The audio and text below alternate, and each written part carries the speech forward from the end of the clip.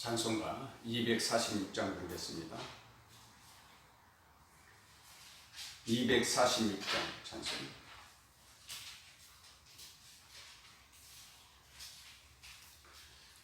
나 가나안 땅 귀한 성에 들어가려고 내 무거운 짐 벗어버렸네. 죄중에 다시 방황할 일 전혀 없으니 저 생명 시내가에 살겠네.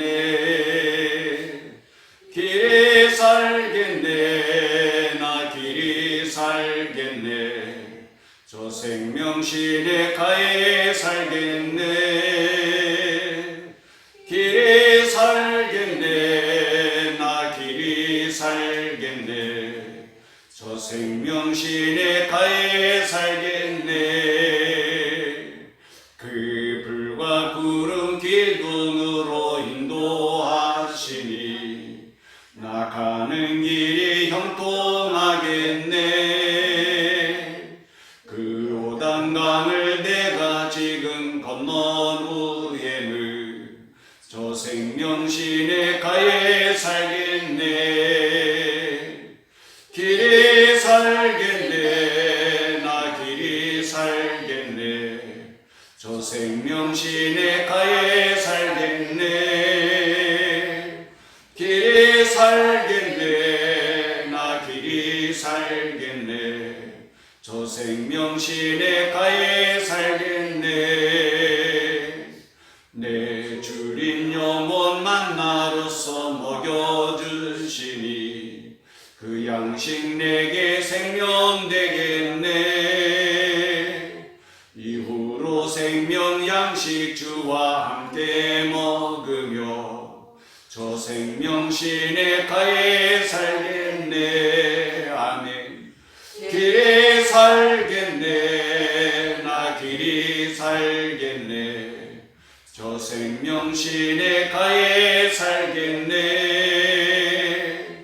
길이 살겠네. 나 길이 살겠네. 저 생명 시내가에 살겠네. 아멘. 나는 전능하신 아버지 하나님 천지의 창조주를 믿습니다. 나는 그의 유일하신 아들 우리 주 예수 그리스도를 믿습니다.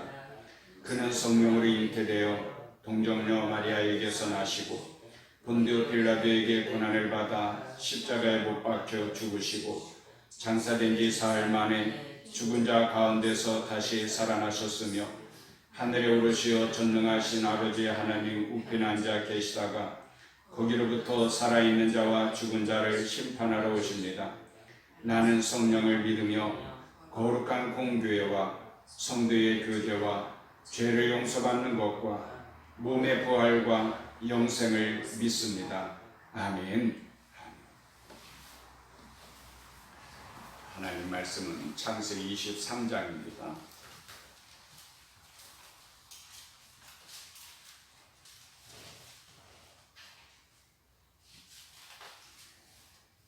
창세기 23장 말씀 같이 있습니다. 사라가 127세를 살았으니 이것이 곧 사라가 누린 햇수라. 사라가 가나안 땅 헤브론 곧 기럇아르바에서 죽음에 아브라함이 들어가서 사라를 위하여 슬퍼하며 애통하다가 그 시신 앞에서 일어나 나가서 헷 족속에게 말하여 이르되 나는 당신들 중에 나그네요 거류하는 자이니 당신들 중에서 내게 매장할 소유지를 주어 내가 나의 죽은 자를 내 앞에서 내어다가 장사하게 하시오. 헷 족속이 아브라함에게 대답하여 이르되 내 주여 들으소서. 당신은 우리 가운데 있는 하나님이 세우신 지도자이시니 우리 묘실 중에서 좋은 것을 택하여 당신의 죽은 자를 장사하소서.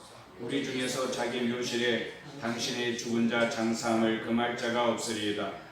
아브라함이 일어나 그 땅 주민 헷 족속을 향하여 몸을 굽히고 그들에게 말하여 이르되 나로 나의 죽은 자를 내 앞에서 내어다가 장사하게 하는 일이 당신들의 뜻일진데 내 말을 듣고 나를 위하여 소알의 아들 에브론에게 구하여 그가 그의 반머리에 있는 그의 막벨라 불을 내게 주도록 하되 충분한 대가를 받고 그 굴을 내게 주어 당신들 중에서 매장할 소유주가 되게 하기를 원하노라 하며 에브론이 헷 족속 중에 앉아 있더니 그가 헷 족속 성문에 들어온 모든 자가 듣는 데서 아브라함에게 대답하여 이르되 내 주여 그리 마시고 내 말을 들으소서. 내가 그 밭을 당신에게 드리고 그 속의 돌도 내가 당신에게 드리되 내가 내 동족 앞에서 당신에게 드리오니 당신의 죽은 자를 장사하소서. 아브라함이 이에 그 땅의 백성 앞에서 몸을 굽히고 그 땅의 백성이 듣는 데서 에브론에게 말하여 이르되 당신이 합당히 여기면 청하건대 내 말을 들으시오. 내가 그 밭값을 당신에게 주리니 당신은 내게서 받으시오. 내가 나의 죽은 자를 거기 장사하겠노라. 에브론이 아브라함에게 대답하여 이르되 내 주여 내 말을 들으소서. 땅값은 은 400세겔이나 그것이 나와 당신 사이에 무슨 문제가 되리까? 당신의 죽은 자를 장사하소서.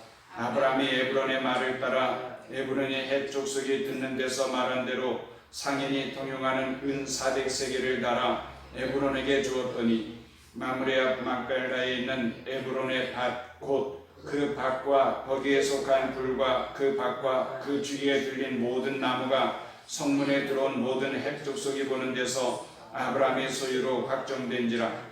그의 아브라함이 그 아내 사라를 가나안 땅 마므레 앞 막벨라 밭굴에 장사하였더라. 마므레는 곧 헤브론이라. 이와 같이 그 밭과 거기에 속한 굴이 헷 족속으로부터 아브라함이 매장할 소유지로 확정되었더라. 아멘. 아멘. 오늘도 주님과 동행함으로 기쁨과 행복이 넘치는 좋은 날이 되시기를 바랍니다. 오늘은 창세기 23장 말씀을 같이 읽었는데 창세기 23장에는 사라가 죽음으로 말미암아 그 사라를 장사 지내게 되는 내용의 말씀입니다. 1절에 사라가 127세를 살았으니 이것이 곧 사라가 누린 횟수라 그랬어요. 여인 중에 사라는 중요한 의미를 담고 있다는 것을 우리가 성경을 통하여서 알 수 있습니다. 사라는 127세를 살았으니 그랬어요. 그러니까 65세 때에 사라가 하나님의 부르심을 받고 아브라함 남편과 함께 하란 땅을 떠나서 가나안 땅에 정착하게 되고 그러면서 아브라함 중심으로 우리가 말씀을 살펴보았지만은 똑같은 길을 같이 걸어간 거예요. 그렇죠? 부부는 같은 동행을 하면서 동역하면서 살아가는 것 아닙니까? 그러니까 그동안 아브라함이 겪었던 그 모든 우여곡절 사라도 똑같이 겪은 거예요. 그야말로 파란만장한 삶을 살았다 말할 수 있을 것입니다. 그렇게 한평생 살다가 죽은 사람 얼마나 허무한가, 얼마나 많은 고생을 했던가 이렇게 생각할 수 있어요. 그게 우리의 인생입니다. 그러나 결코 사라의 인생을 그렇게 말씀하시지 않아요. 왜 그렇습니까? 사라도 똑같은 믿음으로 살았으니까 그런 거예요. 아브라함과 똑같은 믿음으로 살았다. 127세 살았으니까 가나안 땅에 정착하면서 62년 동안 산 거예요. 많은 고생을 하면서 살았죠. 그러나 그것으로 끝난 인생이 아니라 그 말이에요. 아브라함과 같은 믿음으로 천국의 소망 가운데 살았던 것이고 그러면서 아브라함과 마찬가지로 열국의 어미가 된 것을 믿습니다. 아브라함과 마찬가지로 사라도 실수가 없었던 것이 아니에요. 많은 실수를 했어요. 그 중에 우리가 아는 것만 해도 하갈을 통하여서 이스마엘을 낳도록 하였고 그로 인해서 그 가정에 얼마나 많은 다툼과 갈등이 생기게 되었던가 하는 것을 우리가 볼 수 있고요.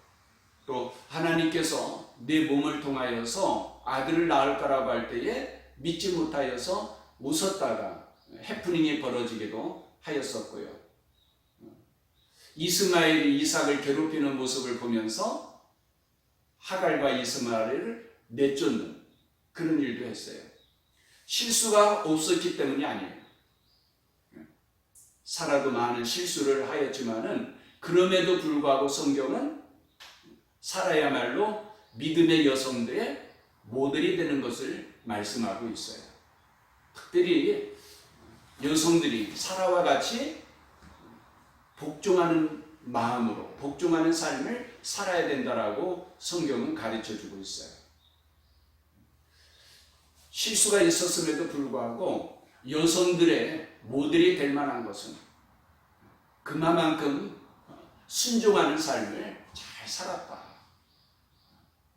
남편의 그러한 모든 실수에도 불구하고 남편을 존경하고 남편과 함께 가정을 잘 세워간 그런 모범이 되는 여인이었던 것을 우리는 말씀을 통하여서 보게 됩니다.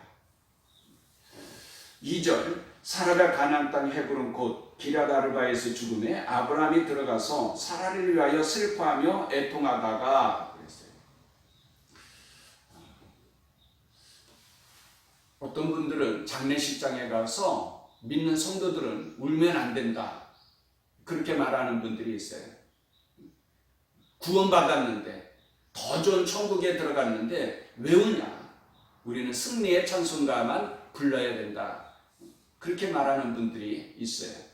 그러나 오늘 말씀을 보면은 아브라함도 울었다고 말씀하고 있어요. 아브라함도 사라를 위하여 슬퍼하며 애통하다가 왜 그렇게 했어요? 그 시점에 아브라함이 얼마나 많은 생각을 하겠습니까? 내가 아내한테 잘해주지 못했던 것, 또 아내를 그렇게 많이 마음 아프게 했던 것, 무엇보다도 나 살겠다고 아내를 내팽개쳤던 것, 이런 것들이 마음에 걸릴 거예요.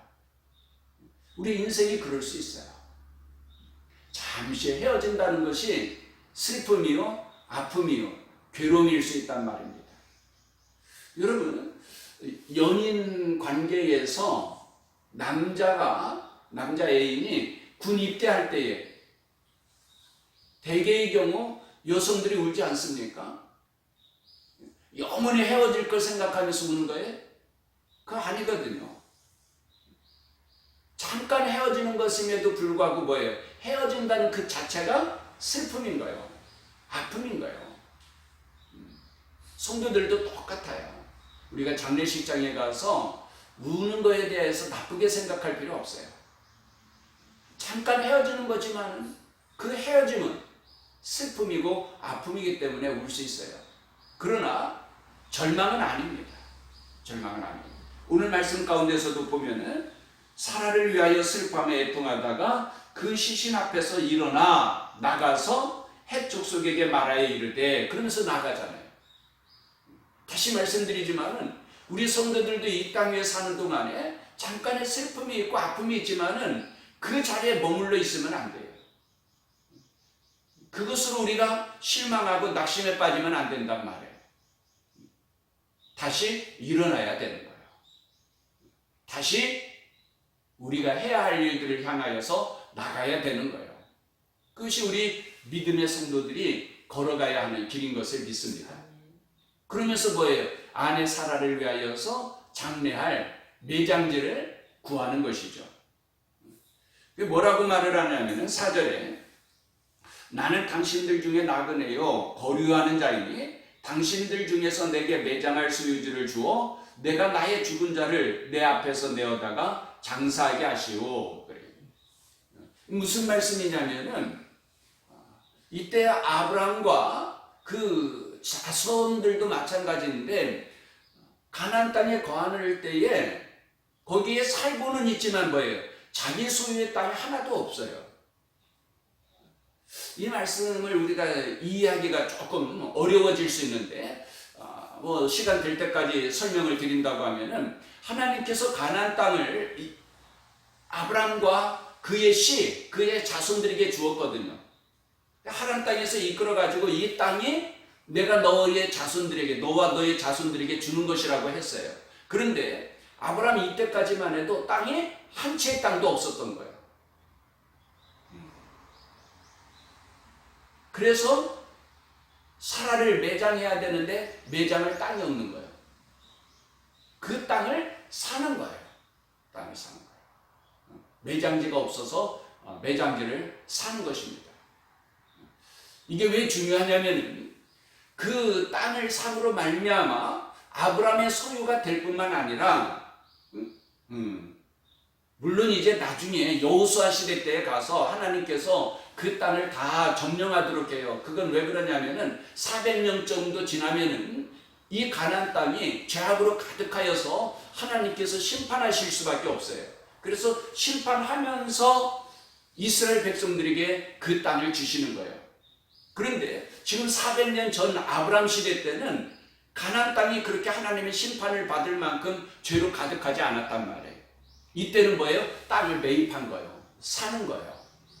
그래서 조금의 땅이지만은 이 땅을 아브라함이 소유하고 그 자손들에게 주는 거예요. 이게 왜 중요하냐면은 여기에 매장지를 삼음으로 말미암아 다음에 이삭도 그렇고 야곱도 그렇고 요셉도 그렇고 이 땅이 우리가 살아야 되는 땅이고 우리가 묻혀야 되는 땅이다. 하나님께서 주신 땅이다. 표시가 되는 거예요. 그래서 이 땅에 소망을 두는 거예요. 그러나 이 땅이 전부이냐? 그건 아니에요. 이것은 하나의 그림자라 그 말이에요. 그림자예요. 이 세상에 사는 동안 잠시 머물 동안 하나님께서 우리에게 발붙여 살아가도록 주신 땅이다. 그러나 궁극적으로는 뭐예요? 우리는 영원한 하나님 나라에서 영생하게 되는 것을 믿습니다. 그거 준비하는 거예요.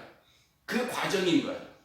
그래서 뒤에 가면은 이삭도 그렇고 야곱도 그렇고 요셉도 그렇고 다 아브람과 사레, 믿음의 족장인 우리의 조상인 아브람과 사레가 묻혔던 이 막벨라구를 생각하는 거예요.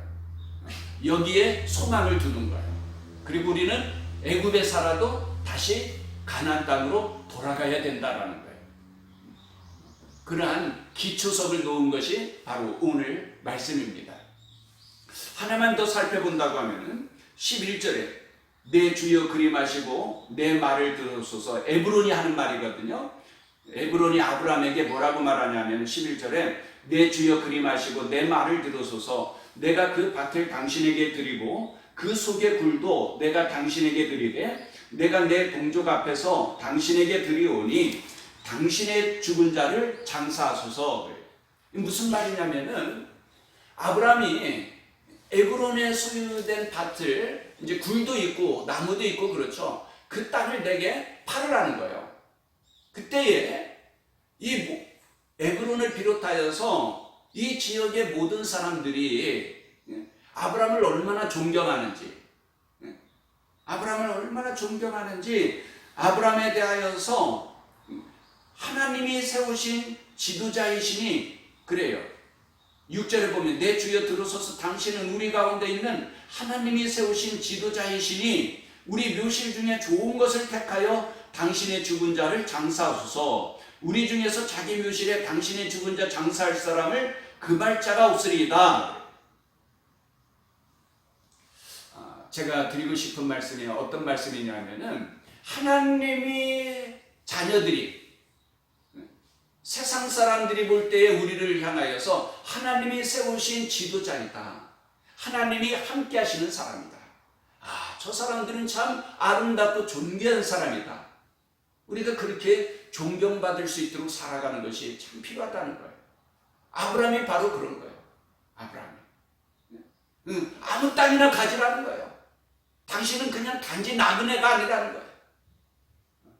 실제로 어떤 교회가요, 성전 건축을 하려고 하니까 사람들이 반대하는 사람도 있고요. 반대하는 교회. 어떤 교회는요, 주민들이 나서가지고 그 성전 건축하는데 도와주는 거예요. 제가 농촌에 있을 때도 사람들이, 마을 사람들이 와서 도와주더라고요. 교회가 그 정도는 돼야 되는 거예요. 교회가 마을을 위해서 얼마나 기도하고 얼마나 봉사를 하고 얼마나 많이 섬기면은 성전 건축하는데 마을 사람들이 와서 도와준다니까요. 이게 정상인 거예요. 오늘날 우리 교회가 세상에 대하여서 이렇게 아브라함처럼 존경받을 수 있도록, 저 사람들은 참 아름다운 사람이다, 훌륭한 사람들이다, 정말 좋은 일을 한다, 이런 인정을 받을 수 있도록 살아가야 될 줄로 믿습니다. 그러나 그럼에도 불구하고 아브라함은 돈을 지불합니다. 왜 지불하냐? 아까도 말씀드렸듯이 자녀 자손들에게 계속 이어져 가야 되는 소유지로 삼아야 되니까. 그래서 400세겔, 은 400세겔을 주어서 밭을 사서 매장하게 되는 내용의 말씀입니다. 기도하겠습니다. 하나님 아버지 감사합니다. 우리가 이 땅에서 잠깐 나그네의 삶을 사는 동안에도 우리의 삶을 아름답고 행복하게 하여 주신 것 감사합니다. 하나님 아버지, 오늘 우리들도 이 땅에 사는 동안 하나님의 자녀답게 살게 하여 주옵시되 세상 사람들로부터 칭찬받고 존귀 여김을 받을 수 있도록 살아갈 수 있게 하여 주옵시고 세상의 빛과 소금이 되게 하여 주시고 왕같은 제사장으로 살게 하여 주셔서 우리 아버지 하나님께 영광을 돌릴 수 있게 하여 주옵소서. 예수님의 이름으로 기도합니다. 아멘. 하늘에 계신 우리 아버지, 아버지의 이름을 거룩하게 하시며 아버지의 나라가 오게 하시며 아버지의 뜻이 하늘에서와 같이 땅에서도 이루어지게 하소서. 오늘 우리에게 일용할 양식을 주시고 우리가 우리에게 잘못한 사람을 용서해 준 것 같이 우리 죄를 용서하여 주시고 우리를 시험에 빠지지 않게 하시고 악에서 구하소서. 나라와 권능과 영광이 영원히 아버지의 것입니다. 아멘.